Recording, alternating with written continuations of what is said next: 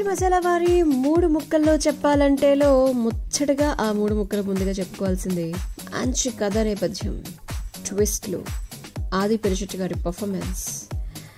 Second half కొంచెం గజిబిజిగా ఉంటుంది, బట్ కొంతమేర శబ్దం భయపెడుతుంది. ఎస్, డీటెయిల్స్లోకి వెళ్ళిపోదామా?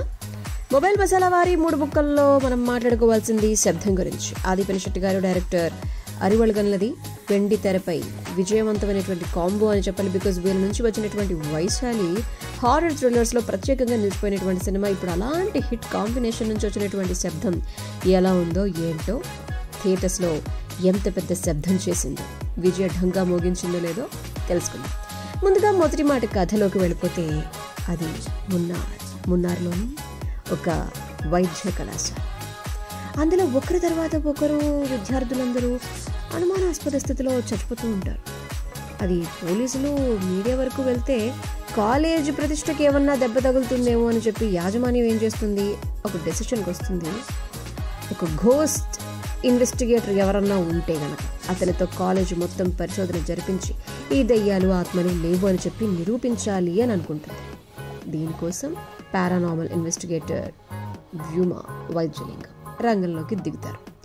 తను మనుషులకు వినిపించని శబ్దాల్ని తన వద్ద ఉన్నటువంటి సాంకేతిక పరికరాలతో వింటూ ఆత్మలతో మాట్లాడి కేసుల్ని పరిష్కరిస్తూ ఉంటాడు.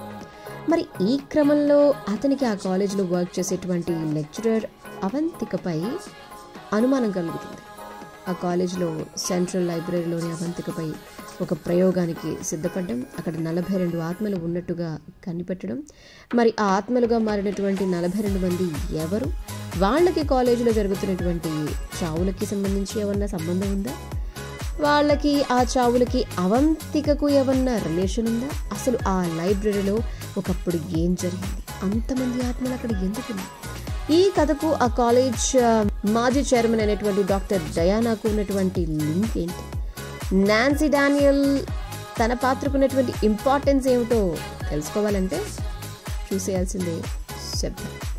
ఇక నెంబర్ 2, ధ్వనిని ఒక ఆయుధంలా యుద్ధాల్లో వినియోగించినటువంటి సందర్భాల గురించి చరిత్రలో మనం చూస్తాం అడపా. అలాగే శబ్దం నుంచి పుట్టేటువంటి సంగీతంతో కొన్ని రకాల జబ్బులకు చికిత్స ఇవ్వటం, విజయాల్ని అందుకోవటం, ఎంతో మందిని ఎన్నో విధాలుగా సంగీతం మార్చింది అనేటువంటి దాఖలాలు కూడా మనందరికీ తెలిసిందే కదా, ఇంతకుముందు విన్నాం అవన్నీ కూడా. మరి కొన్ని రకాల జబ్బులకు చికిత్స వైద్య రంగంలో చూస్తున్నటువంటి సందర్భంలో డైరెక్టర్ అరివళగన్ ఆ 2 కోణాల నుంచి శబ్దం అనేటువంటి కథను అల్లుకున్నారా? సినిమా అలాగే ఉండబోతుంది అన్నటువంటి విషయం అయితే, దాని చుట్టూనే తిరుగుతున్నటువంటి విషయం అయితే అర్థమవుతుంది.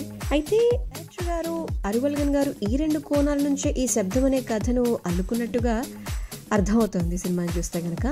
ఇది శబ్దంతో పాటు అతీంద్రియ శక్తులు లాంటి అంశాలతో ముడిపడి ఉన్నటువంటి హారర్ థ్రిల్లర్. కాలేజీలో జరిగేటువంటి విద్యార్థుల చావుల ఎపిసోడ్తో డైరెక్టర్ గారు డైరెక్ట్గా ప్రేక్షకులను కథలోకి తీసుకెళ్ళిపోతారనమాట. ఆ తర్వాత పారానార్మల్ ఇన్వెస్టిగేటర్గా హీరో గారి క్యారెక్టర్ని పరిచయం చేసిస్తారు. ఒక పాప ఆత్మతో మాట్లాడేటువంటి ఎపిసోడ్తో తన శక్తియుక్తుల్ని చూపిస్తారు. నిజానికి ఇలాంటి హారర్ థ్రిల్లర్లో ఇన్వెస్టిగేషన్ ప్రాసెస్ ఎంత కొత్తగా ఇంట్రెస్టింగ్గా ఉంటే ఆ కథతో ప్రేక్షకులు అంత బాగా కనెక్ట్ అవ్వగలుగుతారు. అది ఈ సినిమా విషయంలోని చాలా బాగా వర్కౌట్ అయిందనమాట. హీరో గారు పరిశోధన చేస్తున్నటువంటి సన్నివేశం అంతా కూడా ఆద్యంతం ఆసక్తిని రేకెత్తిస్తూ సాగుతుందనమాట. ఈ ప్రీ ఇంటర్వెల్ కు ముందు వచ్చేటువంటి కొన్ని హారర్ సీన్స్ ఏవైతే ఉంటాయో ఆ సీక్వెన్స్లు భలే కిక్కిస్తాయని చెప్పాలి సినిమా చూసేవాళ్ళు. ఓకే, ఇక సెకండ్ హాఫ్లోకి వెళ్ళిపోతే కనుక కాలేజ్లో ఉన్నటువంటి సెంట్రల్ లైబ్రరీ కథ ఏమిటి, అక్కడ 42 ఆత్మలు ఎవరివి, అవంతికకు ఈ కేసుకున్న లింక్ ఏంటి, అసలు ఏ కోణంలో సాగుతుంది ఈ కథ అంతా, ఇన్వెస్టిగేషన్ ఎలా ముందుకు వెళుతోంది, కథకు కీలకమైనటువంటి 42 ఆత్మల సంగతి, అసలు వాళ్ళ ఫ్లాష్ బ్యాక్ ఏమై ఉండొచ్చు, వాళ్ళ చావులకు శబ్దంతో ఉన్నటువంటి లింక్ ఏమన్నా ఉందా, అండ్ ప్రేక్షకుల్ని కాస్త గందరగోళానికి అవన్నీ గురి చేస్తూనే అండ్ ఫైనల్గా మనం క్లైమాక్స్లోకి వెళ్ళిపోతే కనుక శబ్దం ఆత్మల నేపథ్యంలో సాగేటువంటి ఆ పోరుకు సంబంధించి కొంచెం ఇంట్రెస్టింగ్గా ఉంటుంది. బట్ ఒక దశ దాటిన తర్వాత ప్రేక్షకుల చెవులకు కొన్ని గజిబిజి కలిగించేటువంటి ధ్వనులానే అనిపిస్తాయి అన్నమాట. సో థర్డ్ పాయింట్, ఎవరెవరు ఎలా చేశారు అంటే, అండ్ ఇక ముచ్చగా 3వ మాటలోకి వెళ్ళిపోతే, ఘోస్ట్ ఇన్వెస్టిగేటర్గా వ్యూమా క్యారెక్టర్లో ఆది పిరిచెట్టు గారు భలే ఒదిగిపోయారు. సినిమా ఆద్యంతం ఒక సీరియస్ నోట్లో ముందుకు వెళ్తూ ఉంటుంది. ఆ మూడ్లోనే మనం అందరం ఉంటాం అన్నమాట. తన క్యారెక్టర్ని తీర్చిదిద్దినటువంటి ఆ విధానం అయితే కనుక భలే ఉంటుంది. అవంతికగా లక్ష్మీ వెనన్ గారు కూడా మంచి పాత్ర పోషించారు. అండ్ ఇంటర్వెల్ బ్యాంగ్ అయితే కనుక ఆమె నేపథ్యంలో వచ్చేటువంటి కొన్ని సీన్స్ ఒకవైపు భయపెడుతూనే మరోవైపు నెక్స్ట్ ఏంటి అనేటువంటి విధంగా ఉంటాయి అన్నమాట. ఇక రెడిన్ కింగ్స్లే అక్కడక్కడ నవ్విస్తారు. ఫస్ట్ హాఫ్లో కథను నడిపినటువంటి విధానం, అందులో ట్విస్ట్లు, సెకండ్ హాఫ్పై అంచనాలు పెంచేలా ఉండటం. కాకపోతే సెకండ్ హాఫ్లో కథ కొంచెం అటు ఇటుగా వెళ్ళడం గురించి పక్కన పెట్టేస్తే ఫ్లాష్ బ్యాక్ ఎపిసోడ్స్, కథలోని ట్విస్ట్లు రివీల్ అయ్యే కొద్ది సినిమా కొంచెం రొటీన్గా అయిపోతుందా అనేటువంటి ఒక ఫీల్ రావటం, క్లైమాక్స్ని సినిమాటిక్ లిబర్టీతో చుట్టారా అలా అనిపిస్తోందా అంటే కనుక ఏమో మరి చూసి మీ రివ్యూని 1 కమెంట్ రూపంలో మాతో షేర్ చేసుకోండి.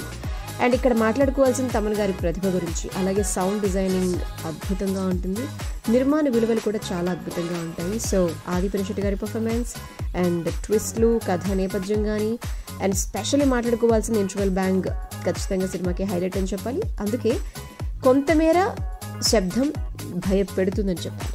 శబ్దం సినిమాకి మీ ఆర్జే సునీత రివ్యూ 2.5.